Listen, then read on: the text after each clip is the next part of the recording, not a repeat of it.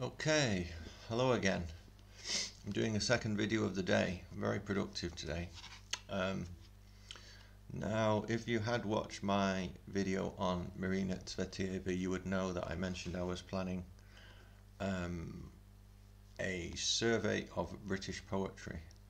That's what I wanted to do. And I also mentioned in that video that I want to put my own spin on that, so it might include people that you would not normally have thought of as well-known poets. You may well have not have heard of them at all. I've no idea. I've been studying poetry as a reader of poetry for quite a long time, at least 20 years. I did more anecdotal stuff on how I got started in writing, and obviously, like most people who start writing, they don't really have all the tools at their disposal, so they're not great readers of poetry, and unfortunately schools don't really encourage, say, the everyday reading of poetry, which is pretty much me.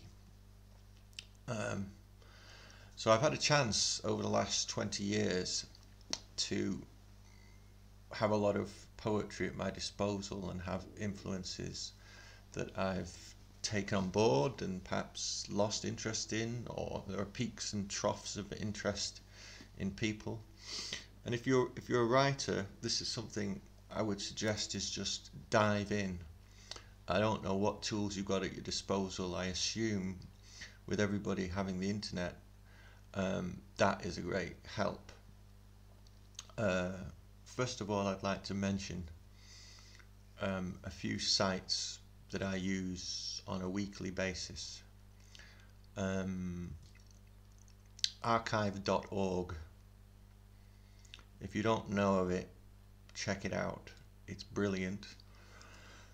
In some ways, I'm not plugged into contemporary poetry in Britain in the way that I supposedly should be. But I think I've chosen that quite consciously in some form. But I still want to keep my awareness open to new voices and new poets. I guess by the time you hit your 40s, you do slim down your options sometimes in terms of who you're going to read. And that can be good and that can be bad. What I will say is that, and I think I've mentioned this already, is that I don't really read many contemporary British poets. I've forgotten the names now, but I will I'll give the names of a couple of poets that I do like who are writing now, who are published by vaguely recognisable publishers in England. There are a couple of people, but that's it, and I'm not going to focus on them anyway, because that would be 21st century poetry. But in relation to what I'm talking about, it might be useful putting their names in a description, if not on this video, in a future video on new poetry. Okay, and I've also done a lot of reading in American poetry. I don't have a second language. I lived in Korea for a long time. I did have a very, very basic level of spoken Korean that was pretty functional for all my day-to-day business. I've spent some time reading in Italian, and as I mentioned, I've jumped into Russian, but I'm not a reader of Russian. I just had bare bones alphabet. I could read, but didn't choose to at the time. And that's it. So I've done a lot of little bits of translations over the years of Italian, a few French things as well. But and that's another thing that you need to get into much earlier. I'm just starting, in a way, to try to have like a handful of languages that I can function in spoken. I'm not too bad at using Italian on the page, but I'm still pretty awful at speaking. I say that because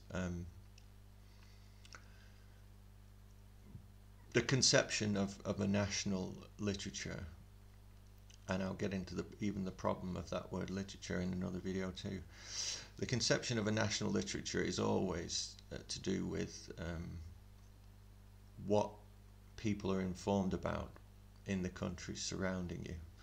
So that would include a certain awareness of European writing. But in my case, obviously, I've read in different languages, but only to a minimum, like lots of people. And the Brits are really crap at learning languages. That's pretty well known. Not that I would let that stop me. What it means is that you're reading American poetry, North American poetry, and you're reading poetry from the British Isles and Ireland. I mean, that's your go-to source for poetry. So I just wanted to give you an overview of 20th century British poetry from my perspective. I read a lot in American poetry. I'll do a separate video on that. There's some overlap, and if there is any overlap between influences, I'll mention a few things here. What I will say is that in the 90s, we had a few big names in American poetry, American literature that we knew. Jack Kerouac, Allen Ginsberg, you know, some of these figures, the beat figures. They were also published very, very heavily at that time, and have still going on to be published. So that's really in the public awareness. But there are other people that you should be aware of. But that's for a separate video. Another good website for books, for me, brilliant resource, particularly for rare books, which, as you will have noticed, a lot of my books that I recommend and read from are not totally in the mainstream. Bookfinder.com. A lot of people are already aware of it. Anybody who collects books and reads books a lot usually uses that. It's great. It has a search engine that pretty much collects up all the books and gives you the cheapest first, and then you get a list of things. People who are aware of it, you don't need to know that information, it's already out there. Anyway, bookfinder.com, very good, particularly for second-hand books. The only problem with that, of course, is that it's rendered a lot of rare bookshops, well, not rare bookshops, you know, like thrift stores or second-hand bookshops. It's rendered them it's put them in a tricky position, let's put it that way, because we've got to fund our local bookstores, second-hand bookshops. I know in my area we've lost the only major bookshop in the town near me now, and in the north of Lancashire, if you go into Lancaster, there's only one guy now. I'm not talking about charity shops. A person who inhabits a property for the selling of second-hand books, independent of any organisation. So as long as you use Bookfinder, but use anybody locally as well, obviously, because I think that's a terrible thing. You know, we've lost the high streets to corporations, and if you like books, then you've got to support local people. I mean, even 15 years ago, you'd wander into second-hand bookshops around Lancashire and Yorkshire, and the booksellers would just be like, they're like the saddest people, right? Because they're just not making enough money to make their businesses feasible. So as much as you use books and you use I wouldn't use Amazon. I don't. Only in very limited ways do I use Amazon. If I can get a book only from them, I'll use it. But if I have to pay a few quid more and buy it from someone else, I'll do that, because I just think they're too much of a monopoly. So I rarely use them. Books is better. I don't know how they're dealing with the transport on books, you know, like delivery services and stuff. It's very nebulous now, because we've got a lot of private delivery services, and they cut corners financially and all that. So you might want to look into that as well. Anyway, that's off the topic. Archive.org and bookfinder.com, very good, and you'll probably be able to find some of the more obscure books I'm going to show you through those channels. I will say archive.org, again, it's not really geared to contemporary stuff anyway, because it's mostly stuff that's in the public domain. It's a little bit like that site LibriVox, if you know of them, LibriVox.org. They do readings of literature, and that's all volunteer, so it's all public domain stuff. But wonderful, and there's loads of obscure things that you can download in a PDF file. I'm not, as you can tell, and as I've said before, I'm not massively technologically advanced in my capabilities, but I do have a little e-reader and I download PDFs on that. I don't have one of these Kindle devices or anything more snazzy than that. But I download stuff on there and read it on and off. I still prefer print books, to be quite honest, but that's probably just me being an old fart. But yeah, so I download PDFs. Lots of obscure stuff. I love mysticism and cosmology and alchemy and all this stuff. You can find loads of stuff on that, and when I get to a video on those topics, I will post links in the descriptions. Okay, anyway, here we go. British poetry. I said Irish poetry as well. I'm going to devote another video to Irish poetry. The one author I have who happens to be Irish, and I have books of his with me, is Seamus Heaney. I think in one of the videos that didn't get uploaded, I threw in some thoughts on Seamus Heaney. So apologies to, I don't know how the conception of British and Irish is working in the 21st century. I read equally Irish and British, or you know, that's a politics video, right? But Irish poetry is very dear to me, but it's not going to be included in this video very much, just because I don't have the books in front of me. For now, you've got Seamus Heaney. I'm not too keen on Seamus Heaney, to be honest. There are certain poems that I like. I think he got better. He had a very good period in the 80s, and I'm going to get to one of those collections later. But he's the only Irish author represented here, so apologies, we'll do another separate video on that. Yates is a massive topic. When I talked about Marina Tsvetaeva, I said she was the best poet of the 20th century, or tried to make a case for that. Yates is another competitor in my mind, but the way I've categorized him is that he's a 19th century poet, at least initially, so just bear that in mind. I will get to a video on Yates as well. There's loads of other Irish writers to study, and that will all go into another video. So this is purely going to be Seamus, famous Seamus, and a bunch of British writers that I've got something out of. Let me show you the pile to begin with.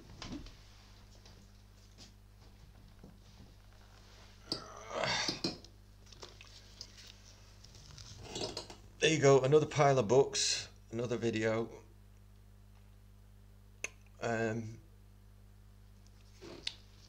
Very selective. I've probably got loads more, but I just picked these ones. This is going to be a real ad hoc video, a bit like the Tsvetaeva, because I'm just reading randomly from books and giving you a taste of different people. So let's get to it. I'm going to try to do it vaguely chronologically as well.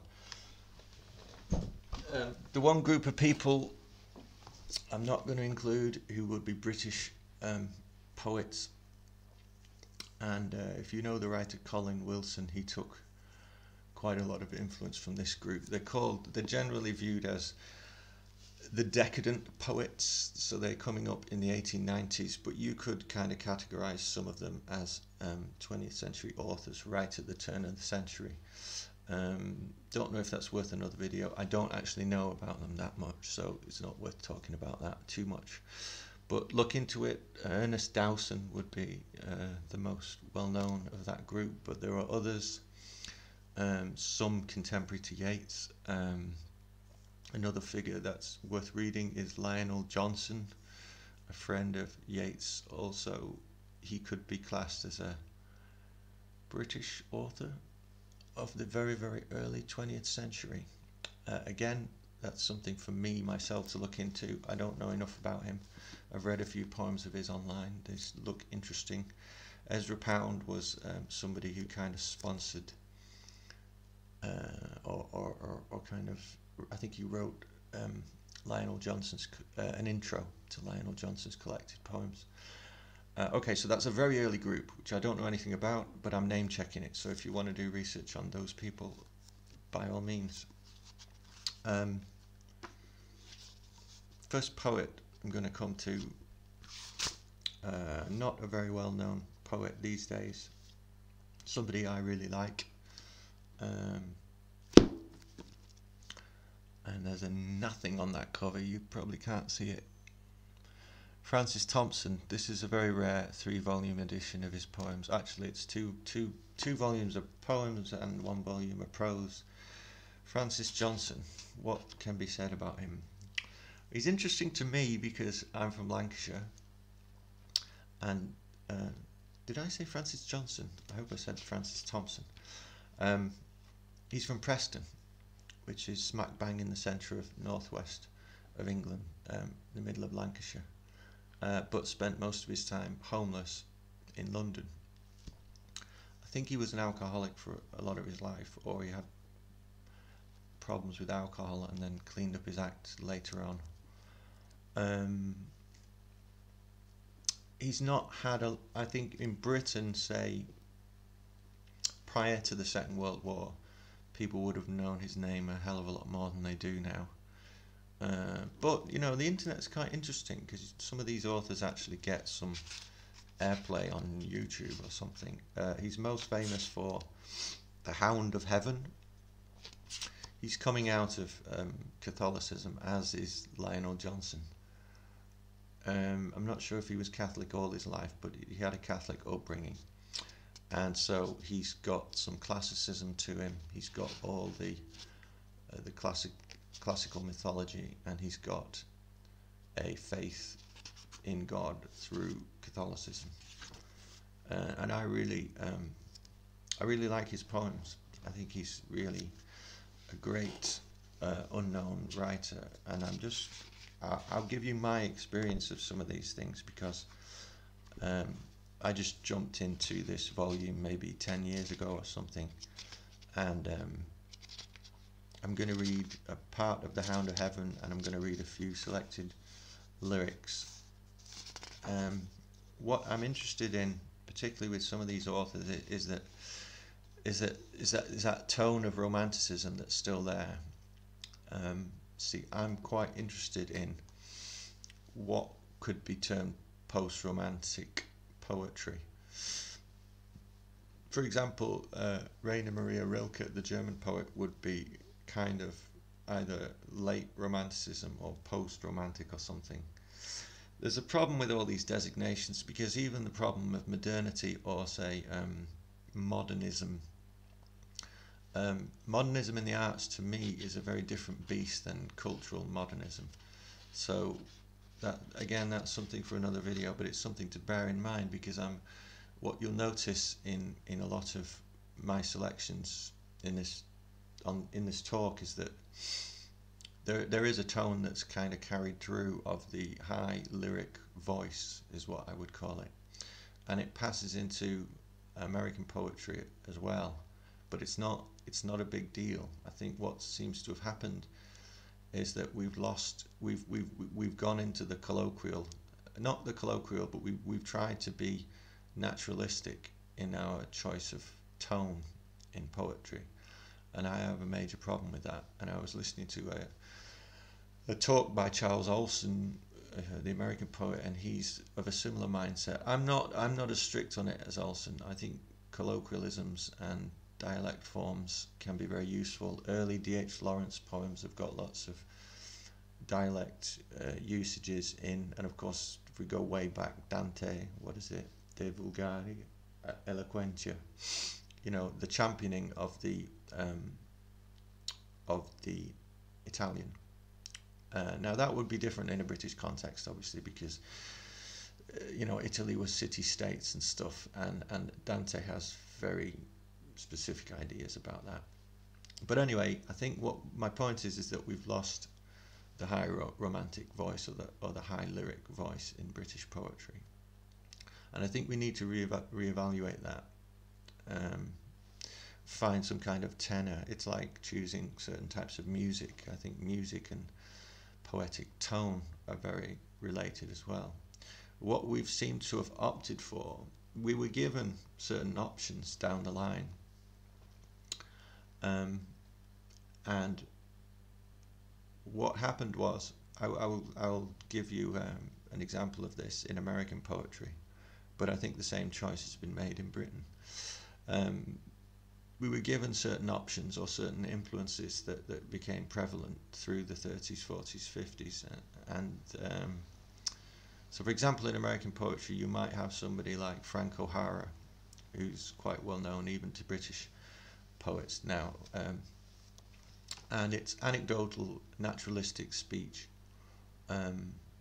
quite fun in a way, but a little bit too quotidian for my liking. And I've read lots of O'Hara. I mean, I would still recommend reading him. He's not somebody I go back to very much. But what's happened as a consequence is we didn't choose the other option, which is more like Robert Duncan. Now, Robert Duncan, if I was listening to a reading of Robert Duncan, this is again an American poet. I was listening to a reading of his actually in Britain, and it's fascinating because you don't have a voice like that in Britain. I think he's reading in the 70s or something, and it's kind of like, I don't know, imagining P.B. Shelley in a backwater northern pub. You know, it's like a very high lyric sensibility.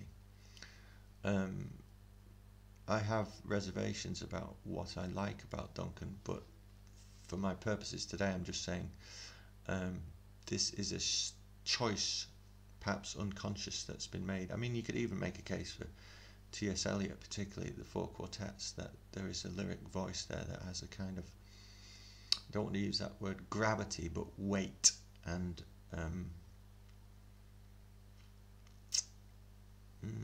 I don't know, the best word to use is just lyricism, which is not to say there's not writers. Obviously, this is the problem with cultural choices or artistic choices, is that it doesn't mean that it's representative of the mass of people in England writing poetry. I don't know. There could be people who've really dug into what I'm going to talk about and read from. But we kind of lost it, and I like that lyric voice. This is the first poem, I think, of Francis Thompson that I read, and it's a tone that's pretty obscure to us now. This is the first poem of the first volume of Thompson's, Daisy. Where the thistle lifts a purple crown 6 foot out of the turf, and the harebell shakes on the windy hill, oh, the breath of the distant surf. The hills look over on the south, and southward dreams the sea, and with the sea breeze hand in hand came innocence and she. Where mid the gorse the raspberry red for the gatherer springs, 2 children did we stray and talk wise, idle, childish things. She listened with big-lipped surprise, breast deep mid flower and spine. Her skin was like a grape whose veins run snow instead of wine. She knew not those sweet words she spake, nor knew her own sweet way. But there's never a bird so sweet a song thronged in whose throat that day. Oh, there were flowers in Storrington, on the turf and on the spray, but the sweetest flower on Sussex hills was the daisy flower that day. Her beauty smoothed earth's furrowed face, she gave me tokens 3, a look, a word of her winsome mouth, and a wild raspberry. A berry red, a guileless look, a still word, strings of sand, and yet they made my wild, wild heart fly down to her little hand. For standing artless as the air and candid as the skies, she took the berries with her hand and the love with her sweet eyes. The fairest things have fleetest end, their scent survives their close, but the rose's scent is bitterness to him that loved the rose. She looked a little wistfully, then went her sunshine way. The sea's eye had a mist on it, and the leaves fell from the day. She went her unremembering way, she went and left in me the pang of all the partings gone, and partings yet to be. She left me marvelling why my soul was sad, and that she was glad, at all the sadness in the sweet, the sweetness in the sad. Still I seem to see her, still look up with soft replies, and take the berries with her hand, and the love with her lovely eyes. Nothing begins, and nothing ends, that is not paid with moan, for we are born in others' pain, and perish in our own. So there you are, supremely metrical, flowery to a degree, and rhyme schemes, and much that is different from 21st century poetry. I like it. I think some of the rhymes are a bit forced, but it's not a great poem, but it's just a kind of example of his earliest stuff.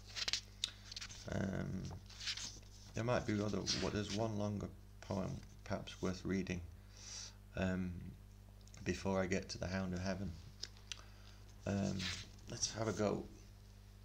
This is more well known. I would say this is the Hound of Heaven is the most well known.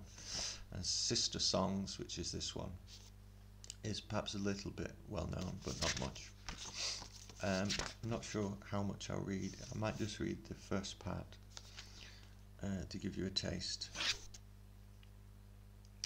Sister Songs, an offering to two sisters. The proem, which I guess is the word used for an introduction. Olson uses that as well, I think. Shrewd winds and shrill, were these the speech of May? A ragged slag-grey sky, invested so. Mary's spoilt nursling, wert thou wont to go? Or thou, sun-god and song-god, say, could singer pipe one tiniest linnet lay, while song did turn away his face from song? Or who could be in spirit or in body hail for long old Aesculap's best master, lacking thee? At length then thou art here, on the earth's lethed ear. Thy voice of light rings out exultant, strong, through dreams she stirs and murmurs at that summons dear. From its red leash my heart strains tamelessly, for spring leaps in the womb of the young year. Nay, was it not brought forth before, and we waited to behold it, till the sun's hand should unfold it, what the year's young bosom bore? Even so, it came, nor knew we that it came, in the sun's eclipse. Yet the birds have plighted vows, and from the branches pipe each other's name. Yet the season all the boughs has kindled to the fingertips. Mark yonder, how the long laburnum drips in jocund spilth of fire, its honey of wild flame. Yea, and myself put on swift quickening, and answer to the presence of a sudden spring. From cloud-zoned pinnacles of the secret spirit, song falls precipitant in dizzying streams, and like a mountain hold where war-shouts stir it, the mind's recessed fastness casts to light its gleaming multitudes, that from every height unfurl the flaming of 1,000 dreams. Now therefore, thou who bring'st the year to birth, who guidest the bare and dabbled feet of May, sweet stem to that rose Christ, who from the earth suck'st our poor prayers, conveying them to him. Be eident, tender lady, to my lay. Of thy two maidens somewhat must I say, ere shadowy twilight lashes, drooping, dim days, dreamy eyes from us. ere eve has struck and furled the beamy textured tent transpicuous of webbed co-rule, wrought and woven calms, whence has paced forth the lambent-footed sun. And thou disclose my flower of song upcurled, who from thy fair irradiant palms scatterest all love and loveliness as alms. Yea, Holy One, who coin'st thyself to beauty for the world. Then, spring's little children, your lords do ye upraise to Sylvia, O Sylvia, her sweet feet ways. Your lovesome labours lay away, and trick you out in holiday, for syllabling to Sylvia, and all you birds on branches love your mouths with May, to bear with me this burthen for singing to Sylvia. I'll give you a taste of the first part. The leaves dance, the leaves sing, the leaves dance in the breath of the spring. I bid them dance, I bid them sing, for the limpid glance of my ladyling, for the gift of the spring of a dewier spring, for God's good grace of this ladyling. I know in the lane, by the hedgerow track, the long broad grasses underneath are warted with rain like a toad's knobbed back, but here May weareth a rainless wreath. In the new sucked milk of the sun's bosom is dabbled the mouth of the daisy blossom. The smouldering rosebud chars through its sheath. The lily stirs her snowy limbs, ere she swims naked up through her cloven green, like the wave-born lady of Love Helene. And the scattered snowdrops exquisite twinkles and gleams, as if the showers of the sunny beams were splashed from the earth in drops of light. Everything that is child of spring casts its bud or blossoming upon the stream of my delight. Their voices that scents are, now let them upraise to Sylvia, O Sylvia, her sweet feet ways. Their lovely mother them array, and prank them out in holiday, for syllabling to Sylvia, and all the birds on branches lave their mouths with May, to hear with me this burthen for singing to Sylvia. So you have that kind of refrain running through. I got that wrong. Lave and love. Lave. There's some very kind of archaic words. I love kind of, in my own poetry, kind of making up words, or pseudo-archaic, or just strange constructions. But I don't know how strange it would have been to Thompson. Some of these words may even have been in use, at least in the poetry of his time, contemporary to him. So that's just a little taster of Sister Songs. It's a song for spring. Actually, my great poet of spring is, of course, Chaucer and E. Cummings. If you read early E. Cummings, it's all about spring. Actually, that's a big poem, Sister Songs, but I recommend it. It's interesting. I could get really caught up in a lot of this. I'm just going to read the beginning of the Hound of Heaven. You'll find recordings of this on YouTube, and through, I think, even on LibriVox they've got it. I like this poem. I fled him down the nights and down the days. I fled him down the arches of the years. I fled him down the labyrinthine ways of my own mind, and in the mist of tears I hid from him, and under running laughter up vistaed hopes I sped, and shot precipitated adown titanic glooms of chasmed fears, from those strong feet that followed after, and with unhurrying chase and unperturbed pace, deliberate speed, majestic instancy, they beat, and a voice beat, more instant than the feet. All things betray thee, who betrayest me. I pleaded outlaw-wise, by many a hearted casement, curtained red, trellised with intertwining charities, for though I knew his love who followed, yet was I sore adread, lest having him I must have naught beside. But if one little casement parted wide, the gust of his approach would clash it to. Fear wist not to evade, as love wist to pursue.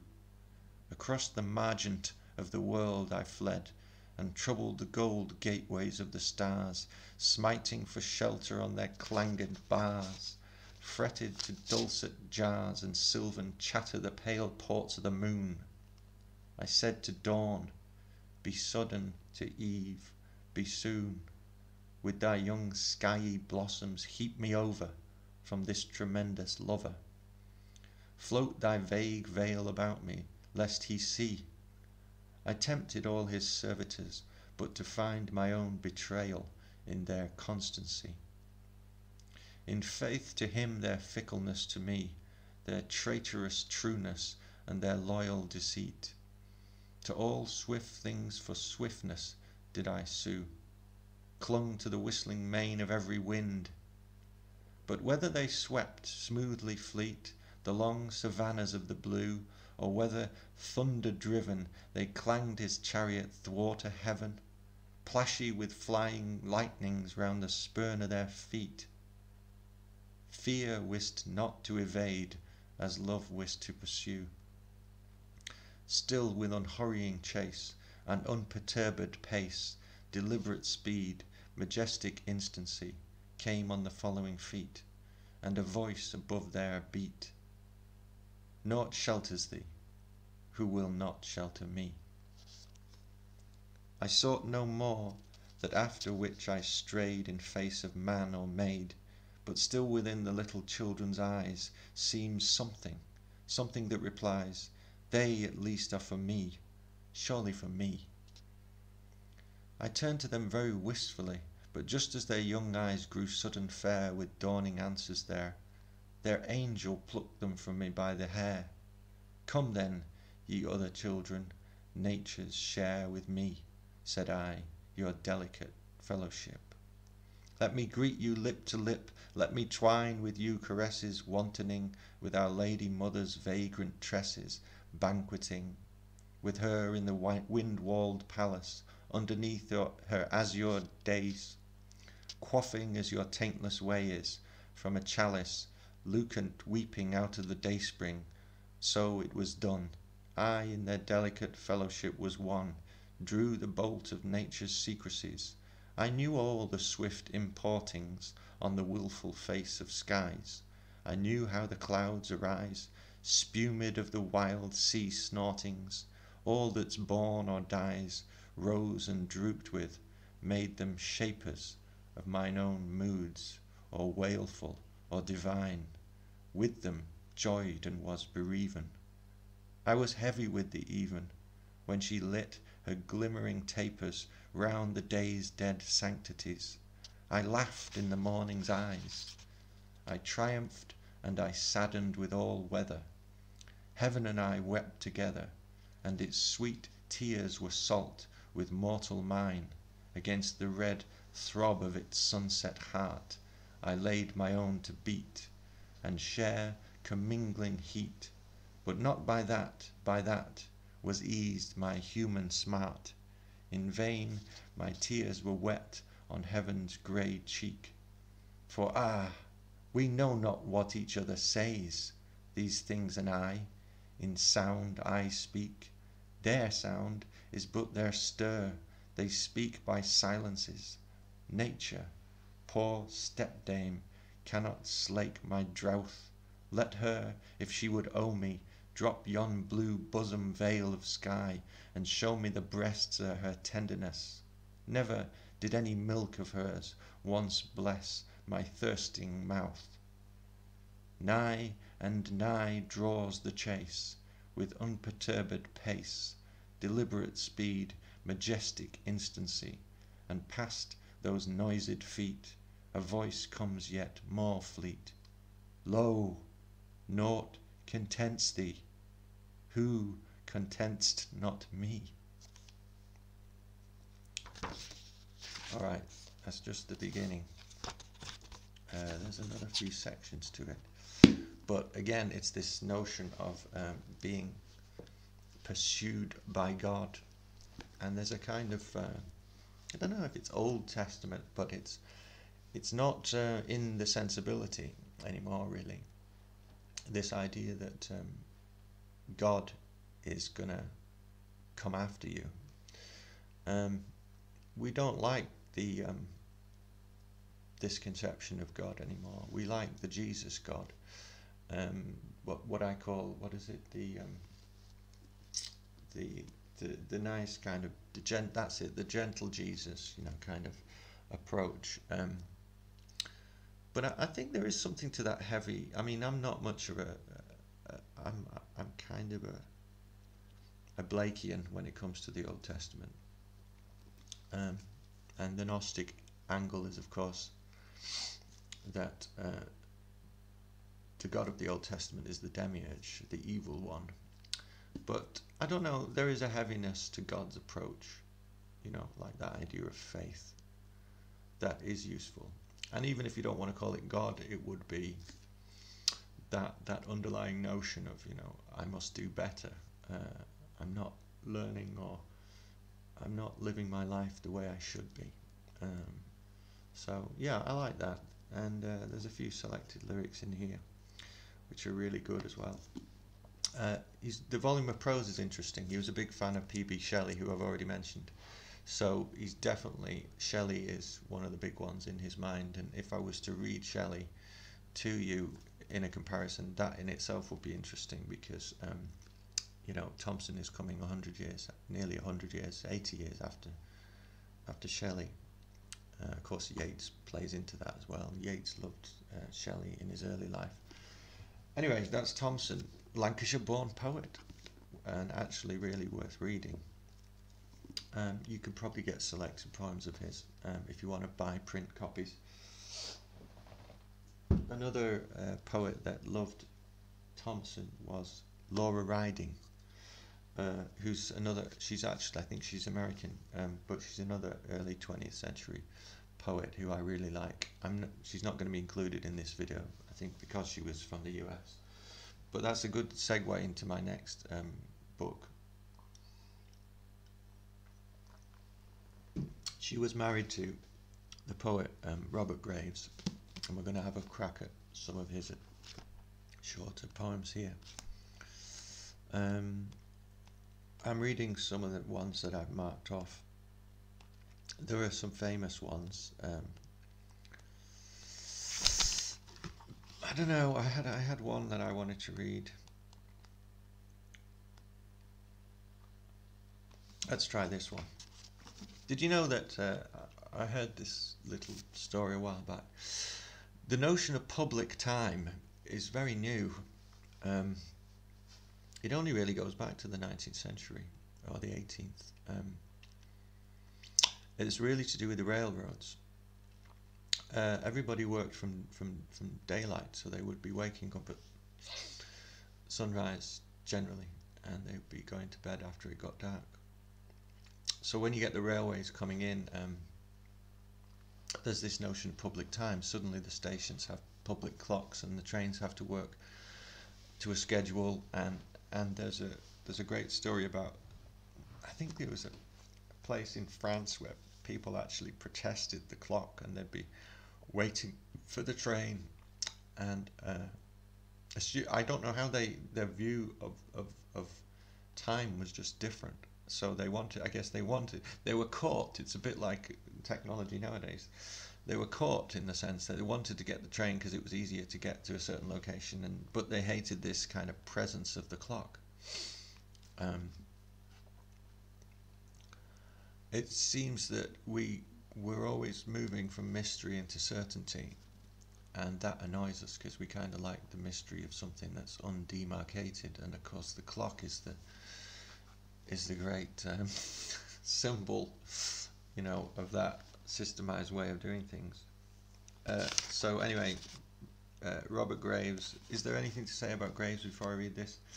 He's very well known, so I'll let you do your own research. he's more well known as a writer of prose. He wrote I Claudius. There was a big series of I Claudius in the 70s that was very famous. You know, that brought a few people to him, but he's still not very fashionable. I don't know, he's not that fashionable now. He wrote a wonderful book called The White Goddess, which is all about, I guess you would call it broadly, Celtic esotericism, folklore, myth. He's a great teacher of mythology. Incredible mind, Robert Graves. He managed to encompass so many mythologies. And even if you don't get to his poetry, he is a good writer of prose, even though he did kind of do himself down. He just kind of said, I'm doing that for money, and you know, that book bought me this house in Mallorca or whatever. He spent most of his time there. But you know, some of his prose is really cool. White Goddess recommended. Goodbye to All That. I mean, if you're a younger poet and you want to read a good prose memoir by a poet, Goodbye to All That. It's a classic. I mean, again, that's not something that's super off the map.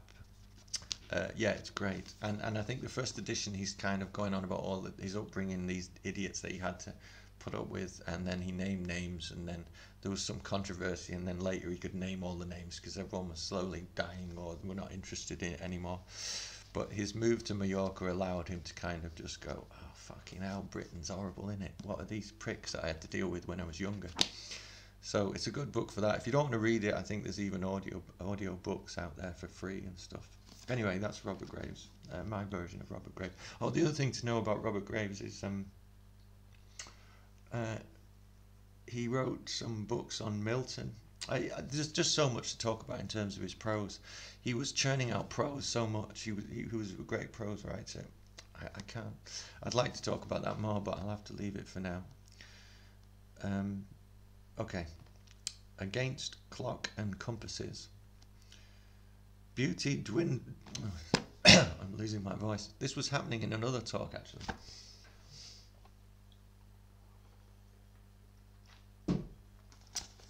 Try that again. Beauty dwindles into shadow. Beauty dies, preferred by fate, past the rescue of bold thought. Centuries drowse, they say, at beauty's gate. Time, duteous to his hourglass, time with unerring sickle, garners to a land remote, where your vows of true love are proved fickle. Love chill upon her forehead, love fading from her cheek, love dulled in either eye, with voice of love, they say, no more to speak. I deny to time his terror, come and go prevails not here. Spring is constant, loveless winter looms, but elsewhere, for he comes not near. I deny to space the sorrow, no leagues measure love from me. Turning boldly from her arms, into her arms I shall come certainly. Time and space, folly's wonder, three-card shufflers, magic men. True love is that none shall say it ever was, or ever flowers again. That's an early poem. He's in that tradition again, like metric poems. It's an interesting question of he's got modernism coming up. He's got all these free verse writers on one hand, but he's not having any of it. You know, he sticks to the metrical poetry. There's a couple of favourites that I'll definitely pack in. I tried to get something from the middle.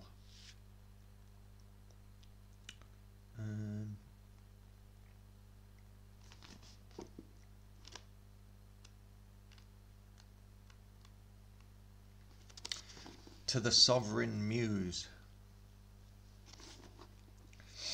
Debating here one night, we reckoned that between us we knew all the poets who bore that sacred name. None bore it clear, not one. Some we commended for being all they might be in a day, to which poetry was a shrouded emblem, and some we frowned upon for lawyers' clerks, drafting conveyances on moral sheepskin, or for pantomimists making parody of a magnificence they feared to acclaim. This was to praise you, Sovereign Muse, and to your love our pride devote, who pluck the speech thread from a jargon-tangled fleece of 1,000 tongues, wills, voices, to be a single speech, twisted fine, snapping it short like fate, then thus much, no more. Thereafter, in acknowledgement of you, we might no longer feign and stutter as poets of the passionate chance, nor claim the indulgence of the hour. Our tongues must prompter be than those that wagged with modish lamentation, or lost men otherwise, and renegades to our confession, maudlin sane, must die, suicides on the stair of yesterday.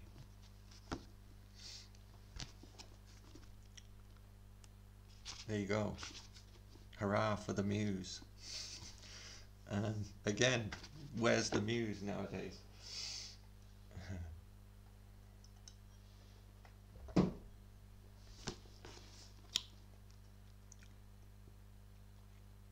I'll read another one from his middle years. The climate of thought. The climate of thought has seldom been described.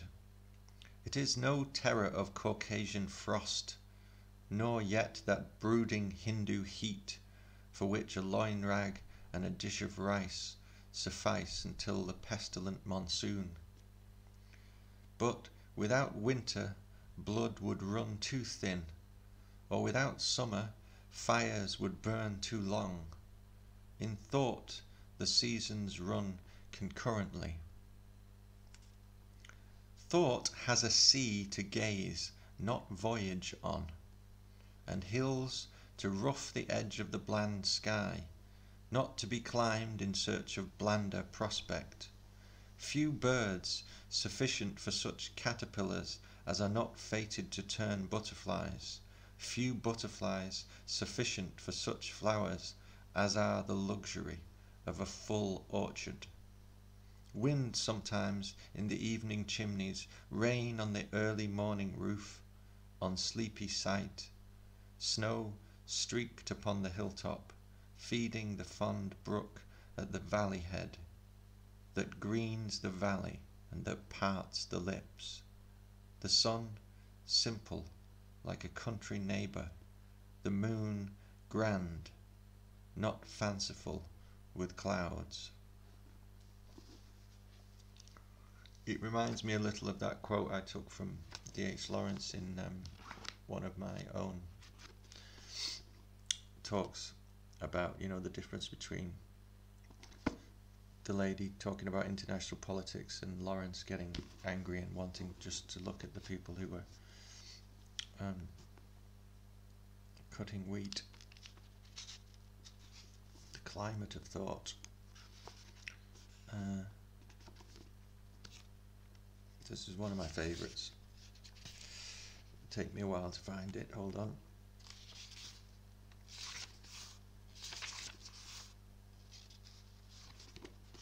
This goes back a little. There's a great recording of Richard Burton doing this. There's no way I'm going to compete with him. I really recommend Richard Burton. I'm a big fan of Richard Burton, actually. He's a great reader of poetry, much better than me, and also a big fan of Dylan Thomas, who's in my list. He's going to come up later. One of my favourite poems of all time, this. Welsh Incident. But that was nothing to what things came out from the sea caves of Cricketh yonder. What were they? Mermaids? Dragons? Ghosts? Nothing at all of any things like that. What were they then? All sorts of queer things, things never seen or heard or written about, very strange, un-Welsh, utterly peculiar things. Oh, solid enough they seemed to touch, had anyone dared it. Marvellous creation, all various shapes and sizes, and no sizes, all new, each perfectly unlike his neighbour, though all came moving slowly out together. Describe just one of them. I am unable. What were their colours? Mostly nameless colours, colours you'd like to see, but one was puce, or perhaps more like crimson, but not purplish. Some had no colour. Tell me, had they legs? Not a leg nor foot among them that I saw.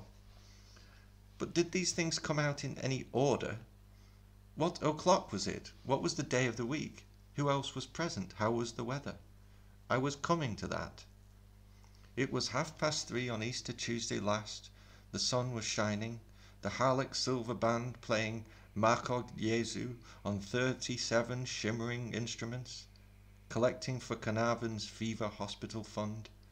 The populations of Hweli, Cricket, Portmaddock, Borth, Tomadoc, Penrhydderth were all assembled. Cricket's mayor addressed them first in good Welsh and then in fluent English, twisting his fingers in the chain of office, welcoming the things. They came out on the sand, not keeping time to the band, moving seaward silently at a snail's pace. But at last, the most odd, indescribable thing of all, which hardly one man there could see for wonder, did something, recognizably a something. Well, what? It made a noise. A frightening noise? No. A musical noise, a noise of scuffling? No, but a very loud, respectable noise, like groaning to oneself on Sunday morning, in chapel, close before the second psalm. What did the mayor do? I was coming to that. So Andrew totally destroys the Welsh pronunciation. Yeah. I like that these videos are totally like, I don't know what the hell I'm doing kind of thing. Yeah, I kind of love that. It's just totally weird. I love, I think that's a lot of the grave stuff, and it, by the way, there's a Dylan Thomas version as well, I think, of him reading that poem. Somewhere. What was I going to say? I love the whimsy of the thing. I wouldn't mind writing a poem, you know. That's something very British, you know. Let's celebrate a bit of Britishness, like whimsy, very eccentric humor. Like it's so distinct from American humor, which seems to be very literal. It's something that I really treasure, you know. And it's just so surreal, you know. It's kind of surreal, but that's the thing about Graves, is he's coming out of this kind of Sergeant Major, early 20th century, kind of stand upright, back straight, you know, fight the good fight, the First World War and all that. So it's got that quite militarized feeling, but then underneath that there's all this oddness, just wild strangeness. And he's got, you know, he's got both of those. I think that's what makes him unfashionable, because he's got that kind of, call it the Sergeant Major tone, that is so different from, say, Ezra Pound or anybody like that. But it's captivating in its own way. It's got humour. It's the reason that, you know, people watch Dad's Army and stuff like that. Later stuff. He wrote a lot of love poems later on. If I'm going to catch one, I don't know.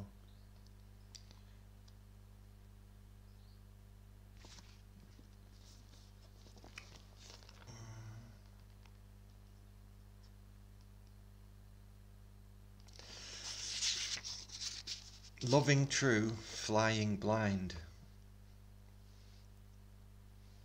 How often have I said before that no soft if, no either or, can keep my obdurate male mind from loving true and flying blind, which, though deranged beyond all cure of temporal reason, knows for sure that timeless magic first began when woman bared her soul to man. Be bird, be blossom, comet, star, be paradisal gates ajar, but still, as woman, bear you must with who alone endures your trust.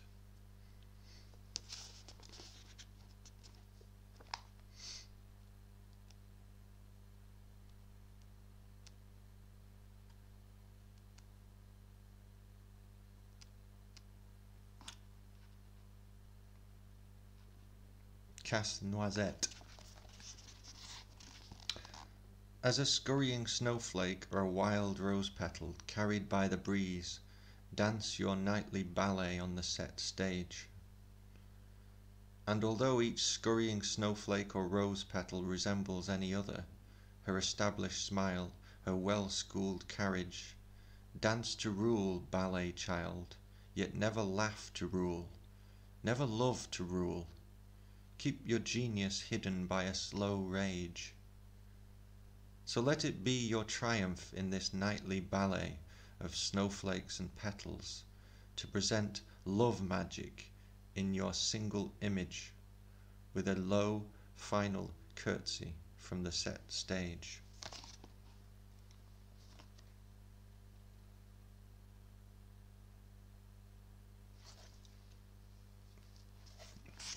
To be poets. We are two lovers of no careless breed, nor is our love a curiosity, like honeysuckle shoots from an oak tree, or a child with two left hands, but a proud need for royal thought and irreproachable deed. What others write about us makes poor sense. There's being a no man's land of negligence. To be poets confers death on us, death paradisal, fiery conspectus for those who bear themselves always as poets, who cannot fall beneath the ignoble curse, whether by love of self, whether by scorn of truth, never to die, never to have been born.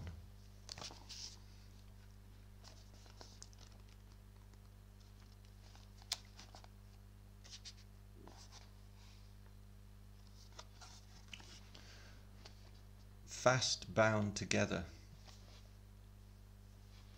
Fast bound together by the impossible, the everlasting, the contempt for change, we meet seldom, we kiss seldom, seldom converse, sharing no pillow in no dark bed, knowing ourselves twin poets, man with woman, a millennial coincidence past all argument, all laughter, and all wonder.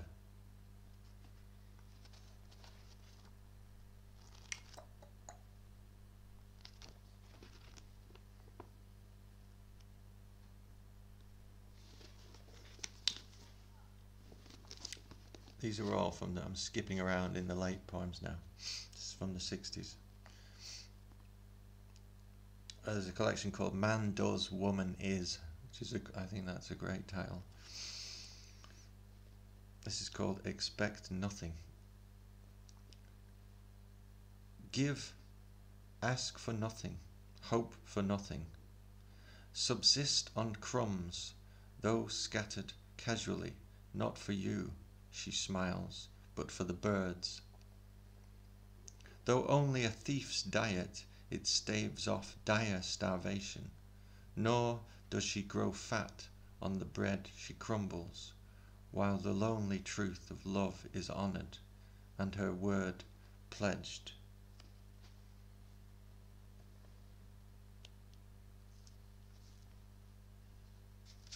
A mythological one. I'll read a couple here and then we'll move on to something else.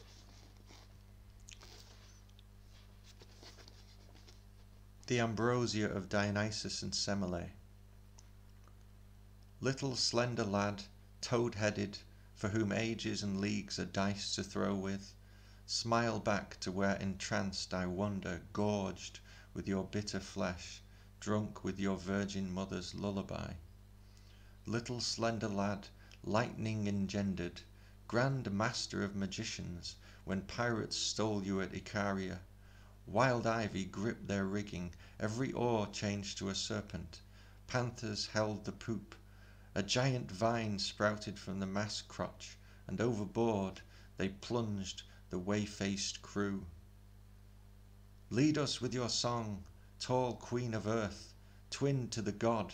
I follow comradely through a first rainbow limbo, webbed in white, through chill Tyrannean grottos, under water, where dolphins wallow between marble rocks, through sword-bright jungles, tangles of unease, through halls of fear, ceilinged with incubi, through blazing treasure chambers, walled with garnet, through domes pillared with naked caryatids, then mount at last on wings into pure air, peering down with regal eye upon 5-fruited orchards of Elysium, in perfect knowledge of all knowledges. And still she drowsily chants from her invisible bower of stars. Gentle her voice, her notes come linked together in intricate golden chains paid out slowly across brocaded cramoisi, or unfold like leaves from the jade-green shoot of a rising bush whose blossoms are her tears. Oh, whenever she pauses, my heart quails until the sound renews. Little slender lad, little secret god, pledge her your faith in me, who have ambrosia eaten and yet live. It's got a hair of Coleridge at the end there. Did anyone spot that? Drunk the milk of paradise.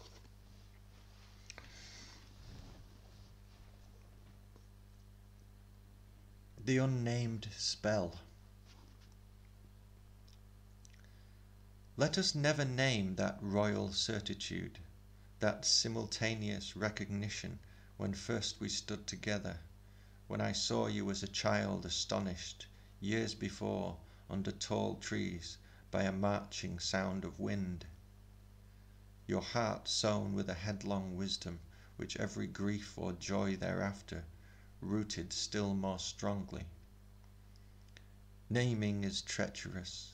Names divide truth into lesser truths, enclosing them in a coffin of counters. Give the spell no name. Liken it only to the more than tree luxuriating 7 ells above earth. All heal, golden surprise of a kiss, wakeful glory while the grove winters, a branch hell harrowing, of no discoverable parentage.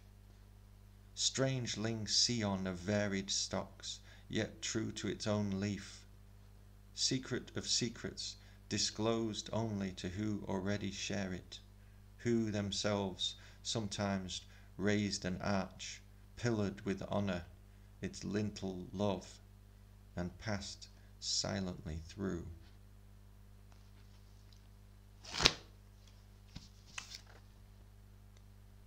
I'm reading from that one. I think there's a selected which you might want to look at if you don't want that big chunk. Penguin. We're going to get into some more obscure stuff in a minute. I'm not going to read too much Dylan Thomas. He's the next one on my list because people know him. People know his poems. He's a great reader of his poems. Actually, the more useful thing to do, even beyond reading him, is listen to the recordings. They're, in some ways, they're better than the reading of the book. He's a great reader, but that's well known, isn't it? Cadman recordings, C-A-E-D-M-O-N. Cadman recordings. There aren't many official recordings of poets that I do recommend, to be honest, but that is something that I've thrown money at and thought that was great. The problem with this old hardback, I do have there's a new, I should have brought that up actually. Is it around up here? I don't think so. There's a new paperback anyway. If you look at the complete poems, there's a paperback, and it's got all of the, it's for the total Dylan Thomas fanatics. It's got all of the drafts, and the notebook poems are good as well. I recommend those, but I don't read the notebook poems much anymore. I also have a problem because there's no contents in this book.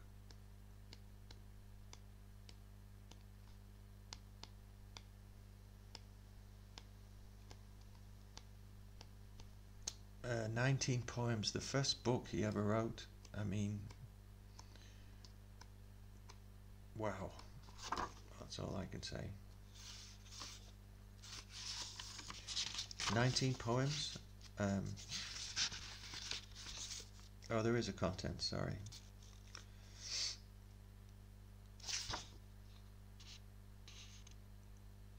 Let's have a crack at this one, very well known.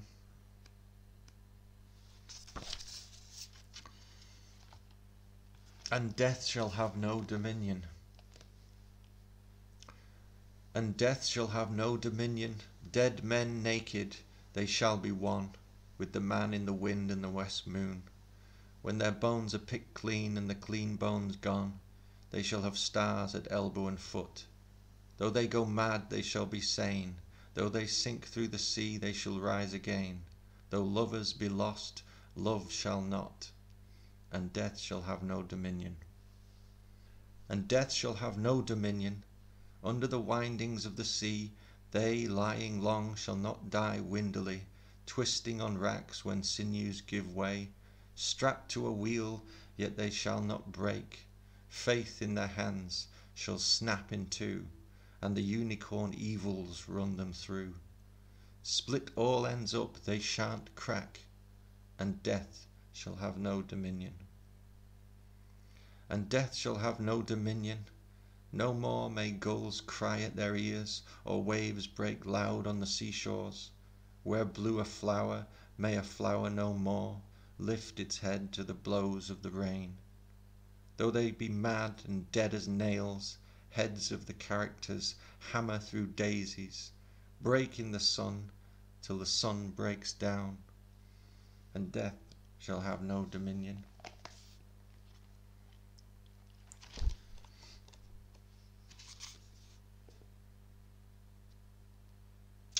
Possibly my favourite poem. It's a shame that concomitantly to this is that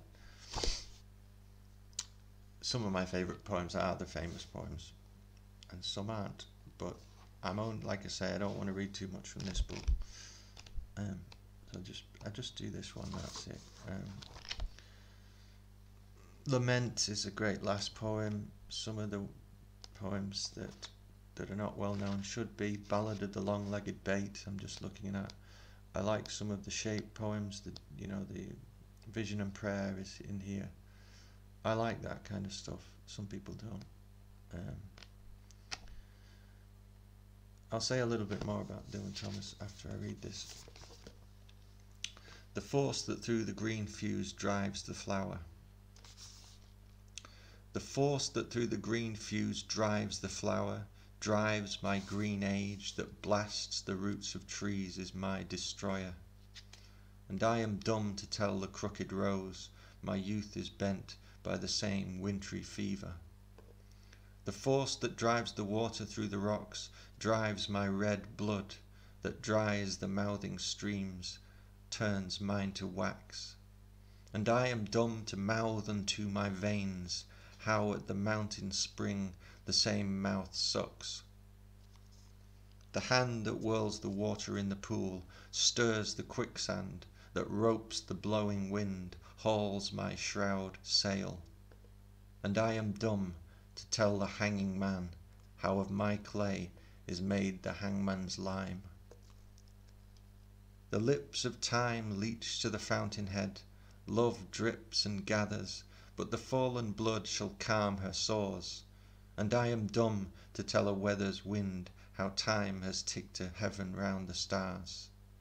And I am dumb to tell the lover's tomb how at my sheet goes the same crooked worm. I like that last line, sheet worm. It's a good kind of It's just different.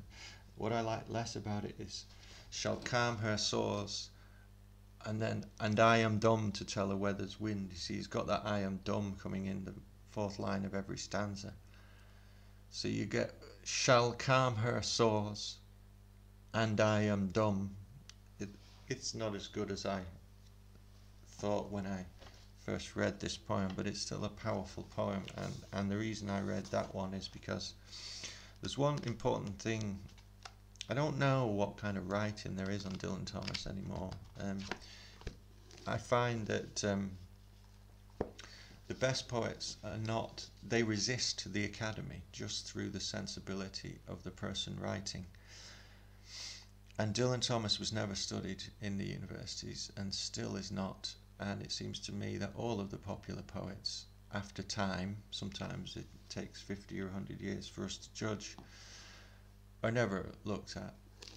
And this is something to do with the nature of language and the nature of criticism.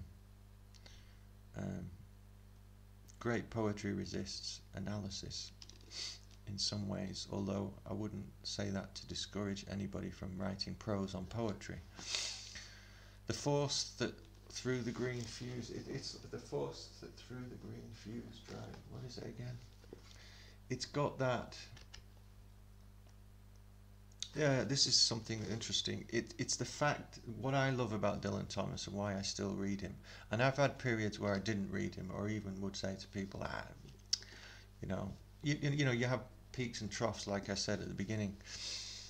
And Seamus Heaney actually famously wrote a later piece of prose saying that Dylan Thomas isn't as good as everybody makes him out to be. Not through any act of the intellect, Dylan Thomas has inadvertently come up with a conception of the body and of nature whereby they can intermingle quite happily. That sounds like a very intellectual thing, but it basically just means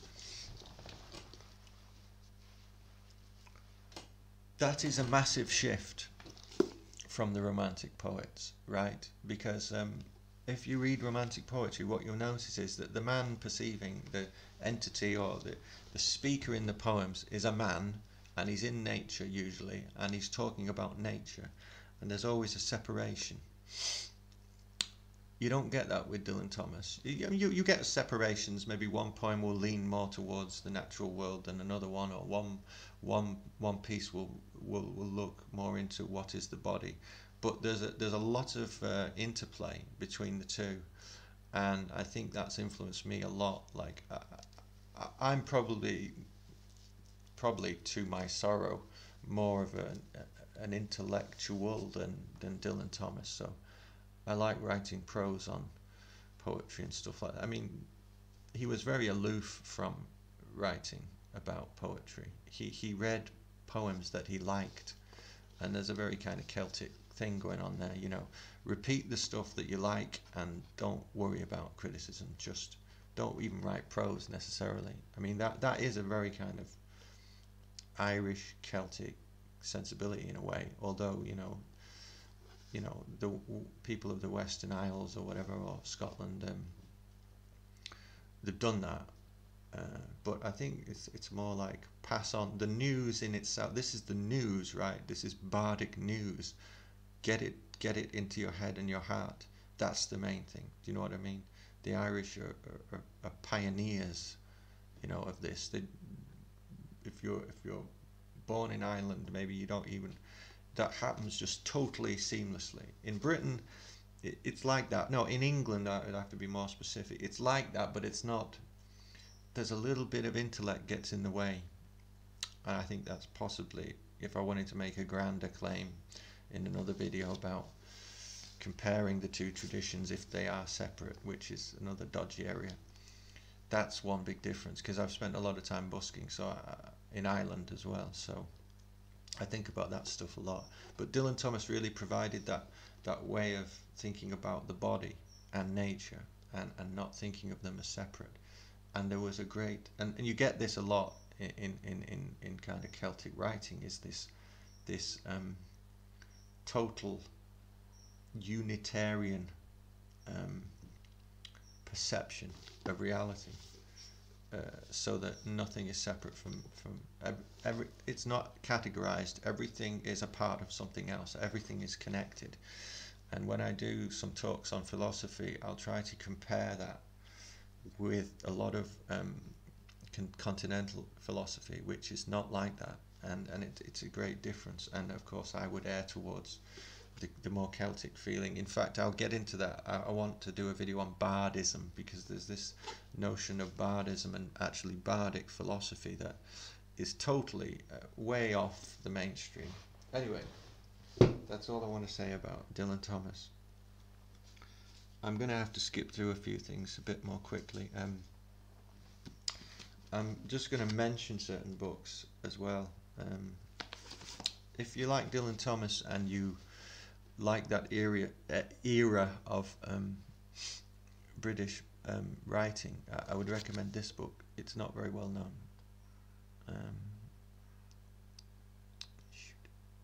I always get that wrong. Michael Sheldon's Friends of Promise. It's all about Cyril Connolly and the poetry magazine Horizon, going through the war years. If you like memoir, if you like a kind of memoirish piece of writing about that era, I'm personally of the opinion that there was a high point in British poetry actually through the Second World War, in some sense, that's not really been talked about, and we're going to get into that in a minute. Dylan Thomas was possibly a part of it. I think what happened, I mean, I have lots of different ideas about what the war was about, and if you read Ezra Pound, you know, I agree with some of his stuff, but not all of it. But it seems that in times of crisis, poetry and the arts are great crutches for people, and they allow for expression of feeling that's very necessary. And so we'll get into that now.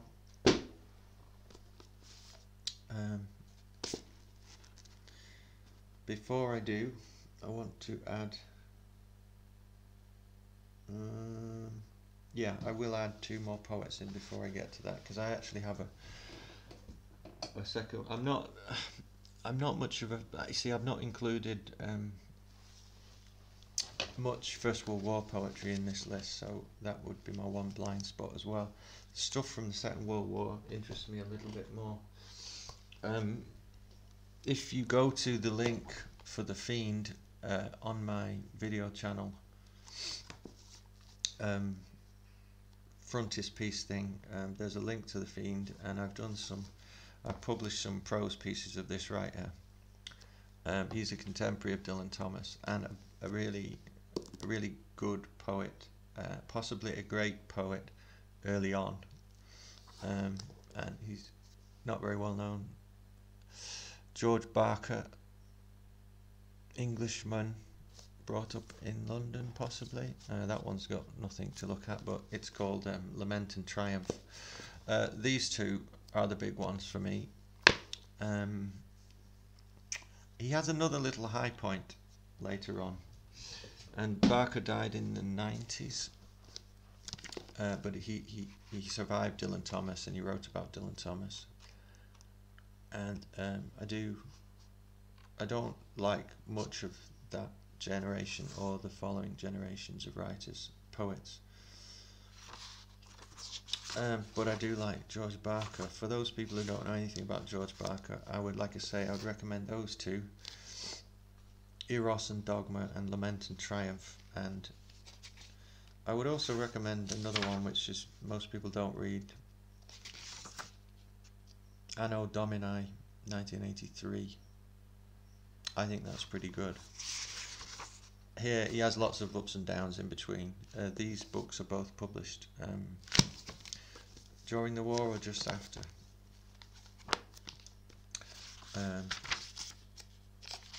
And I'm going to make a claim for saying that he's, you know, definitely in the top 5 British poets of the last century, the late 20th century.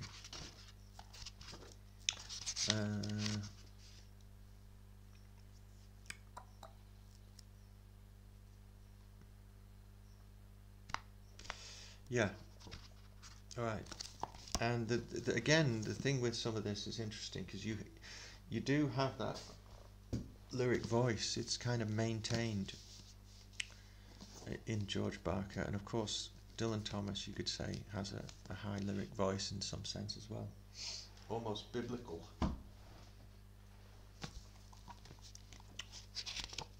And visionary. The other thing that comes along with the high lyric voice is the visionary. I think, like, there's visionary elements, high lyric voice, they seem to just go together. I don't know why. I'm going to attempt to read all of this poem because it's just interesting stuff. Actually, to be honest, there are failings of the high lyric voice as well. I mean, although I like some of Edith Sitwell, this is the main problem with the high lyric voice, is that it's so much of an outflowing of emotion that it strikes the reader as not genuine, and that needs to be unpacked. I mean, you could talk for an hour just about that one criticism of what is that, because essentially trends in poetry over the centuries are all to do with the psyche and the heart and the mind of a group of people, a community or a nation, and how their feelings and their attitudes change, and with that their tastes in poetry change and their tastes in writing change more generally. So there is a downside to some of it. Don't get me wrong. I'm not just saying, oh, just emote and you'll be a great poet and everyone will love you. No, be very measured. I mean, even if in stuff like James Joyce, be not natural. I used the word naturalistic earlier. It's not really the word I want to get at. Go with whatever comes to you from your own nature. Take that tone. You can tweak it a little bit. Can I say the tone of my poems has changed? It's probably less sarcastic now and more earnest, but that may not be a good thing. I don't know. Too much earnestness gets somebody nowhere. You know, that's another thing. I mean, it doesn't mean you're technically great just because you're full of the joys of spring or the sadness of love ending or something. It's a much more complex process than that. But I still will kind of hold to the idea that you've got to have feeling present in the words, and that's hard because we've had 60, 70 years of I think it could be that text has become too prominent, and I exploit text like anybody else, like E. Cummings exploited the text, but because of that I think the feelings that's in the human voice become secondary, and it becomes a bit more cold and a bit too intellectual on the page sometimes, and that's because we're in a spiral of perpetual, I think, to textual involvement rather than a tradition of readings. I mean, if you had a tradition of, you know, I mean, we have readings now, don't get me wrong, but I think we've got to keep feelings in our words, you know, and don't let it become purely a textual process. And I think having feelings in your words and keeping that in your attitude to life is to do with having poets who have feeling in their words, and accessing them physically, going to readings or whatever. Anyway, George Barker, this is Vision of England 38. I lay not in Malvern or Alexandra Palace, from where the southern sorrow of the horizon is seen, encompassing more of misery than a tear's whole circle. But in Brighton I lay in bed, and behind my head the tremendous panoply of England fell vertical, the historical curtain exuding blood on my pillow, conspicuously suspended from diamonds of justice dredged from the depths of national despair. Not sleeping, not dreaming, I saw the imperial procession flicker past my foot in postures of triumph or violence. Some moved in shapes of gluttony or envy, others rode pride like lions, and some bore their own flowers. I heard voices that whispered and voices that sang, "Death is no glory," or "I shun not the fire." 3 women came screaming, wringing hands, flying, with crowns on their brows, the last of them Victoria.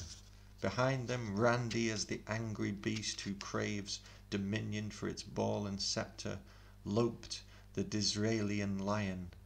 The 3 queens with its scions in their loins flew forward screaming, hunting for their graves. Nor could I halt this parade of historical character, not with a lifted hand and a cry, or an electric candle, not with appeals or protests or references to authority. The shuffling crowd streamed through in a bright dream. O lamentable lips, that ragged showed their burns, as that beautiful youth with St. Mary Redcliffe in hand stepped forward and fell at my side and murmured, "I warn you, not poison." Who took my hand and left an orchid there, with the mark of his lips that parted their shapes to speak a word of hope?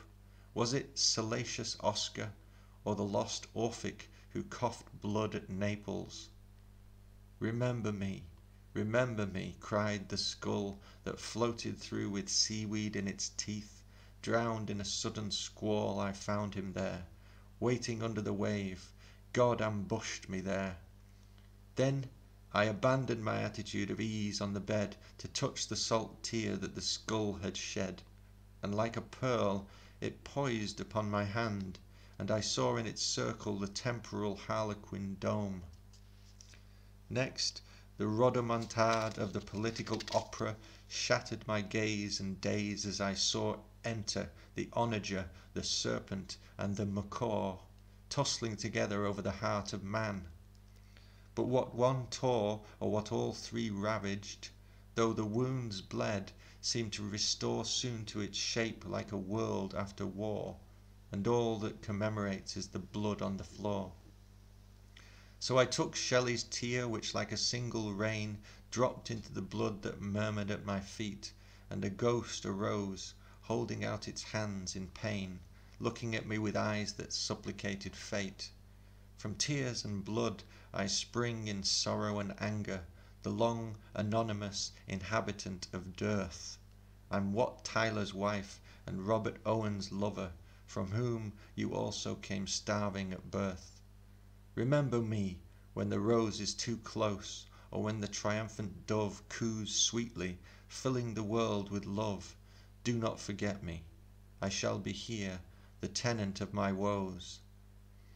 Wait, I said slowly, tell me why I, lying at night in my Brighton bed, receive the visitation of the conspicuously dead, terrifying me with their mad pageantry. He lifted his head like a lover to me, smiling with a secret that no words revealed. Then he said softly, "Mystery is no mystery when time divests it of its present mists. Therefore, wait with patience. You will see more than the theatrical zodiac of history.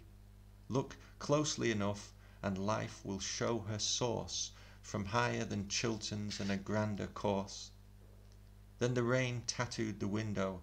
He was gone, leaving me alone in a room of time so small that I filled it with a minute sigh, for the host and the ghost were gone.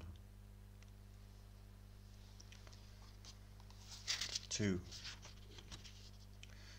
But I arose with a star against my cheek, roaring of winter with the tongues of Orion.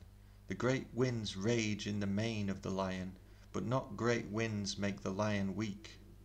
Near me the sea in nocturnal lamentation shrouded itself in hoods and wept a shower, retreating in sorrow from the lion's locks, where he lies emaciated on Capitol rocks. Cassiopeia wept. I felt her brilliant sympathy falling upon me as I walked by the waves. I looked up at her outstretched arms in the sky, too far to reach me, and too near for a grave. Then a saint walked up out of the sea, dragging his death behind him like a boa. He had a rusty sword, and he said to me, I killed an enormous monster, but the brute still rules England with its scales of gold. Oh, my green girl given to the rape of the banker, the careerist politician and the vague thinker, lie easy for one more night out in the cold. He gave me his sword with a long look, then turned and returned to his death. I glanced down at the iron in my hand and found the blue-blooded point that bleeds a book. So I lay down against St. George's green girl to keep her warm an hour in my arms, to see us lying by the waves whirl. The dove also wept among the great dog's curls. But peace is dear and cannot be bought with sleep, any more than Birmingham can keep peace in steel. So as I lay between a dream and a sleep, a tongue licked me, and I saw it was a sheep. This green, it said, this pleasant place, not yet is fit for the foot of Christ. How can your word and your sword sleep, while the Thames is the sweat of the people? I am Blake, who broke my mind on God. I tell you he does not touch this world, till the disease is scoured from the sod, by the blood of sin made fit for his hand. The touch of the tongue, as the Lamb kissed, fired my spirit with the bliss of fate, when the spirit senses the great ultimate to which it toils through mystery and mist. Alone on the dark beach I stood. The teeth of the seas tore the shore. O immensely sad land, I said, where only the ghosts are good. 3. I ride my grief along the road, leaving the literal cities to their summer sins, Brighton and Bournemouth with the pots of God, brimming fire over the signs of the times. But who could whistle or sing in the south, with its ramshackle witch barns broken and ruined, where the disused thresher rusts among the lichens, and the brood scuttles in the kitchens? So I went northward to Salisbury on Friday, but on the bridge I encountered a figure who crossed me with a look and shook his head. It's market day, but even so, we are dead. I'm William Longspay, who lies in stone in the north aisle of the cathedral. All the semblance of Salisbury's life is a pall covering the famous faces of the dead and gone. There's nothing here but the mere loveliness of the long-lost Gothic ache to heaven, like the lily in which the dead dress. Salisbury is a beautiful funeral. And I saw the sweet alto of the spire sing upward like the long note of the God-morning choir, creating its tomb of music, or song's pyre over the bones of Salisbury and Wiltshire. From the bay of Swanage, as I came down in Dorset, the shade of Alfred arose shaking a guilty hand. He pointed westward to Weymouth, and with a hoarse voice cried, "See what a fatal gift I gave England!" Manoeuvring over the broad water like gnats, the naval seaplanes and the giant cruisers spread their shadows over the boats and bathers who played in Weymouth Bay among the shadows. Then I saw that they floated in blood and blossoms, the blood of the bathers, the blossoms of the boughs that made the boats, under the dreadnought bosoms, crushed and bruised under the huge bows. Alfred arraigned, "O my people, what have I done unto thee? Unto thee! O Arthur, Arthur! Go, boy, over to Glastonbury and ask for Arthur. Ask there for Arthur. Say England needs a father." He struck the Georgian memorial in the street with his hand, as I strike nettles, and left it in the gutter. He sprang in the trough of a wave and floated away, went down muttering with his face in his hands. and I heard the air full of the songs of swans. So I went down westward to Abbotsbury, whose waters echo so many ends that here the swan's valediction dies in the morning and is never dead.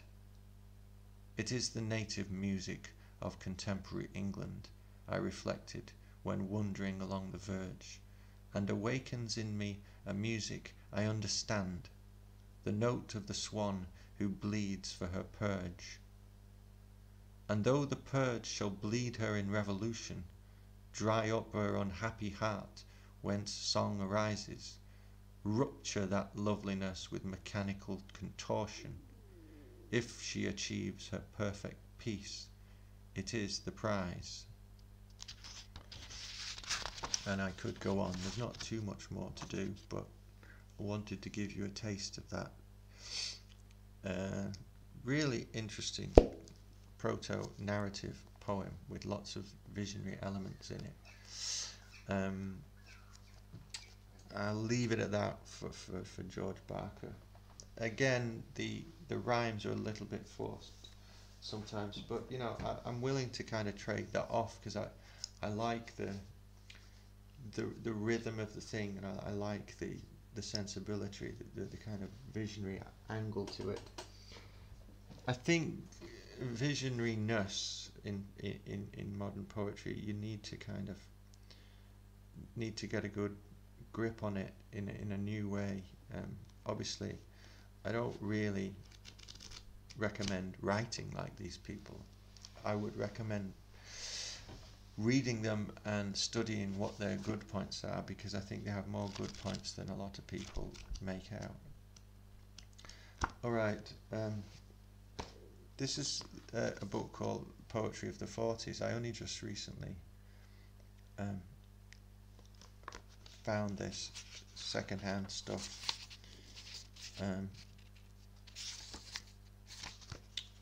I think it's a great book. I think the poetry of the 30s, a lot of people,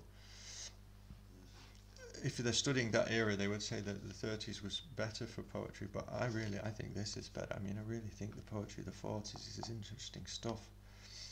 There's a lot of kind of predictable social commentary. There's a few poems that caught my interest, and a few names that I didn't know about in here. I'm a big fan of getting like odd, obscure poets that are not well known anymore. And I would say the biggest name that I wasn't aware of that came out of reading this book was Sidney Keyes. He was a young man who died in the Second World War. I think he was already dead by the time he was 22 or 23. He was a friend of another poet who lasted a lot longer, John Heath Stubbs. He only died about 15 years ago. But Sidney Keyes' stuff is really good. Like, not all of it, but there are certain poems. I'll read this one and then you'll get a sense of it. Certain poems are really good, and he's definitely in my realm of poetry in the sense that he loved Jung and he loved Rilke. So those are two of my heroes anyway.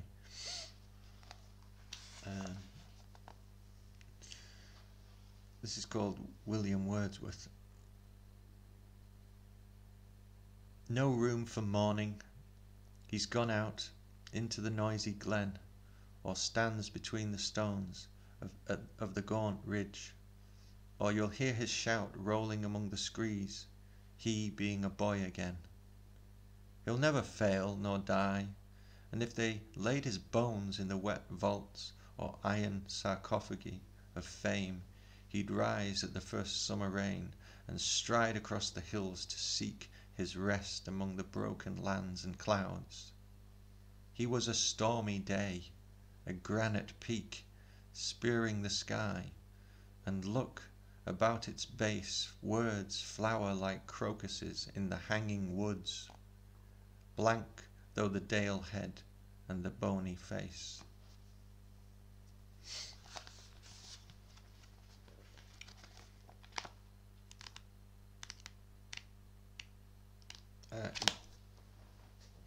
Very rare, but you can get a Sidney Keyes collected poems. I won't read from that because I think, oh no, there was one poem, another poem by Sidney Keyes,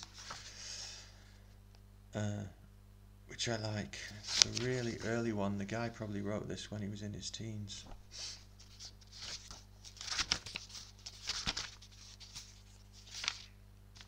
It's a longer poem.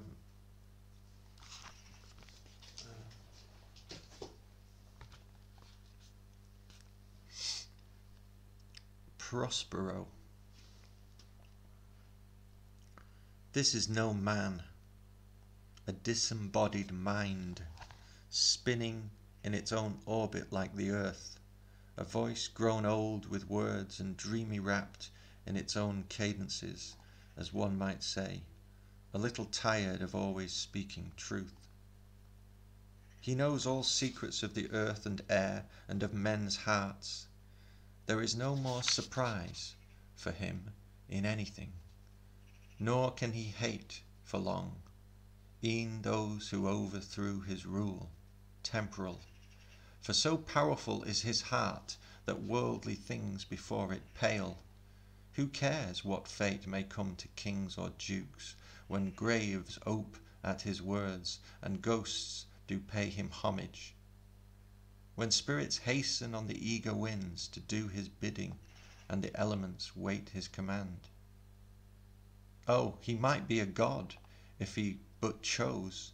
His voice peals out in the dread thunder, his all-powerful sword, the keen blue lightning, his eye the moon, the winds his messengers, the very sea his counsellor, which mutters all day long words of great meaning, understood by none but Prospero.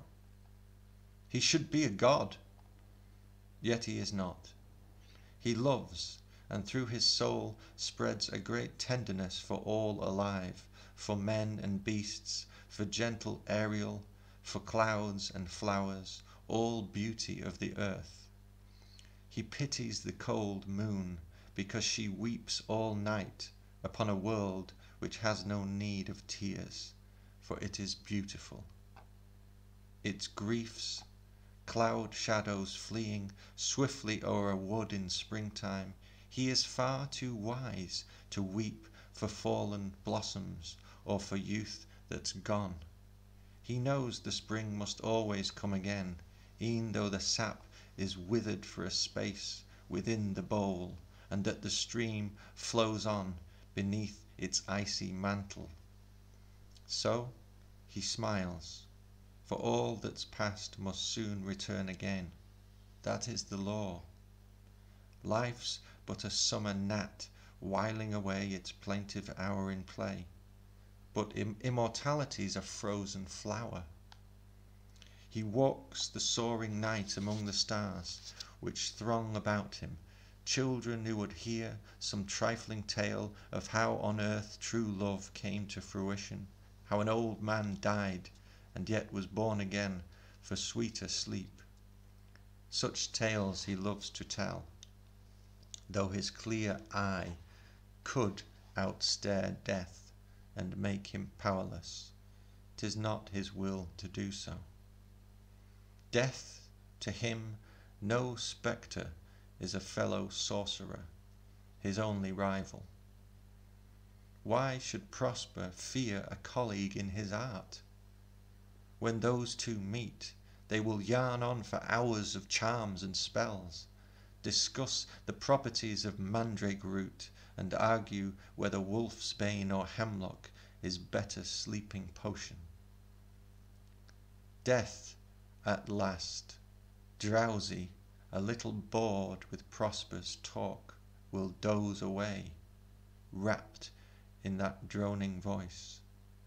So they will watch, those two, till all the stars fall from the sky, till even time is done, and on them creeps eternity, a sea of quietness, while they dream on in peace.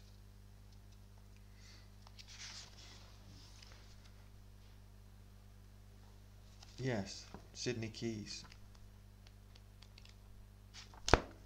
Good.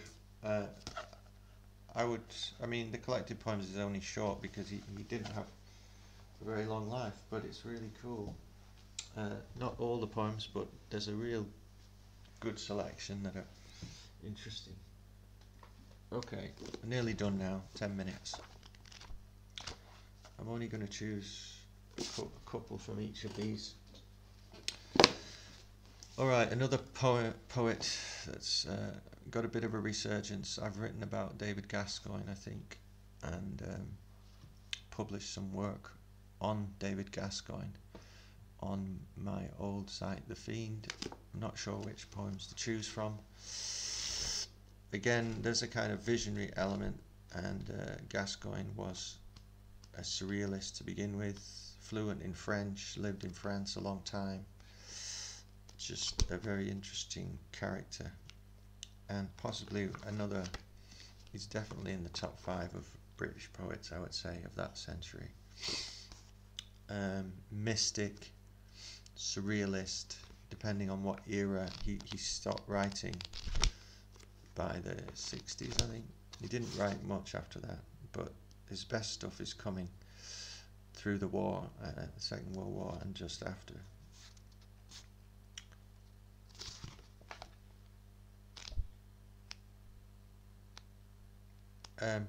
This is not the volume that I would normally read from. This is an old collected poems. There's a new collected, it's called New Collected Poems. I definitely recommend that. It's a very brilliant volume. And if you don't know David Gascoigne, you should. I was lucky enough to hear about him late in my life. I've only known him for maybe 10 years, not even 10 years. There's a hardback edition of the New Collected Poems out, and the magazine I mentioned in one of my earlier videos, the Black Herald, their press has put out some shorter volumes recently with translation into French.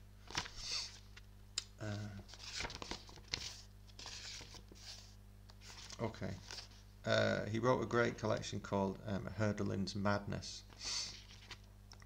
I'll read a couple from that. Tenebrae. Brown darkness on the gazing face in the cavern of candlelight reflects the passing of the immaterial world in the deep eyes. The granite organ in the crypt resounds with rising thunder through the blood, with daylight song, unearthly song, that floods the brain with bursting suns, yet it is night. It is the endless night, whose every star is in the spirit like the snow of dawn, whose meteors are the brilliance of summer, and whose wind and rain are all the halcyon freshness of the valley rivers, where the swans, white, white in the light of dream, still dip their heads. Clear night, he has no need of candles, who can see a longer, more celestial day than ours.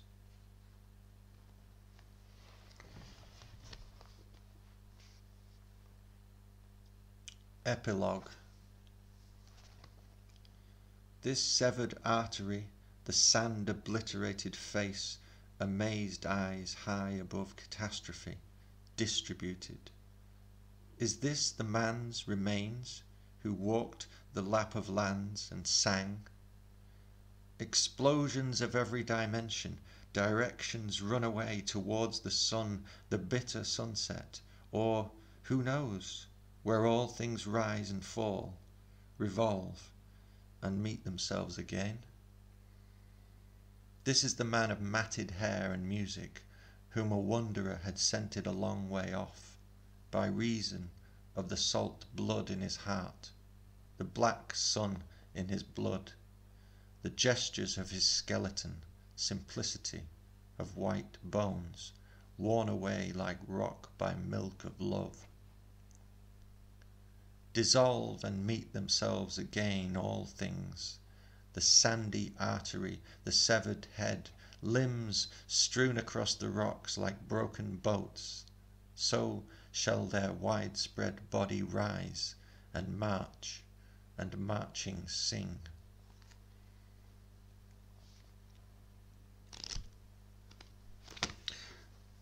Yeah, I could read a lot more David Gascoigne, but no time. That's good stuff. Hold on. Yeah, there's just one section that's just, I won't do any more reading, but I wanted to mention something. What is it called? Poems 1937 to 40s or something. Anyway, there was one amazing collection. Just every poem is really interesting. Shall I read Sheamusini? I'm probably going to leave it, actually. I said I would read Sheamusini. You know, if you're watching this, you probably think he's such a British sod. He's not including any Irish writers. Alright, well, let's just do one or two.